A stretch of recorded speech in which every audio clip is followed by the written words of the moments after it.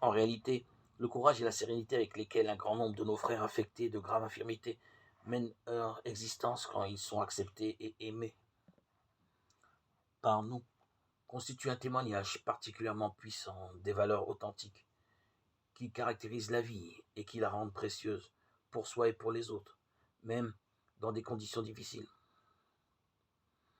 Nous devons être proches des époux qui, avec une grande angoisse et une grande souffrance, acceptent d'accueillir les enfants gravement handicapés. Nous devons être aussi reconnaissants à toutes les familles qui, par l'adoption, accueillent les enfants qui ont été abandonnés par leurs parents en raison d'infirmités ou de maladies. C'est moi qui fais vivre et fais mourir. Deutéronome 32-39. Au terme de l'existence, l'homme se trouve placé en face du mystère de la mort. En raison des progrès de la médecine et dans un contexte culturel souvent fermé à la transcendance, l'expérience de la mort présente actuellement certains aspects nouveaux. En effet, lorsque prévaut la tendance à n'apprécier la vie que dans la mesure où elle apporte du plaisir et du bien-être, la souffrance apparaît comme un échec insupportable dont il faut se libérer à tout prix. La mort, tenue pour absurde si elle interrompt soudainement une vie encore ouverte à un avenir riche d'expériences intéressantes à faire, devient au contraire une libération revendiquée quand l'existence est considérée comme dépourvue de sens, dès lors qu'elle est plongée dans la douleur et inexorablement vouée à des souffrances de plus en plus égayées.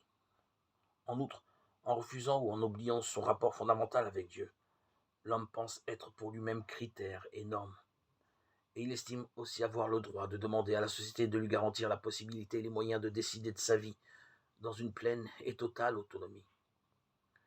C'est en particulier l'homme des pays développés qui se comporte ainsi. Il se sent porté à cette attitude par les progrès constants de la médecine et de ses techniques toujours plus avancées. Par des procédés et des machines extrêmement sophistiquées, la science et la pratique médicale sont maintenant en mesure non seulement de résoudre des cas auparavant insolubles et d'alléger ou d'éliminer la douleur, mais encore de maintenir, de prolonger la vie jusque dans des cas d'extrême faiblesse, de réanimer artificiellement des personnes dont les fonctions biologiques élémentaires ont été atteintes par suite de traumatismes soudains, et d'intervenir pour rendre disponibles des organes en vue de leur transplantation.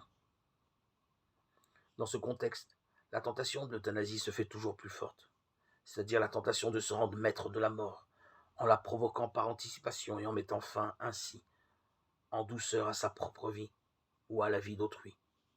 Cette attitude qui pourrait paraître logique et humaine se révèle en réalité absurde et inhumaine, si on la considère dans toute sa profondeur. Nous sommes là devant l'un des symptômes les plus alarmants de la culture de mort, laquelle progresse surtout dans les sociétés du bien-être, caractérisées par une mentalité utilitariste, qui fait apparaître trop lourd et insupportable le nombre croissant des personnes âgées et diminuées.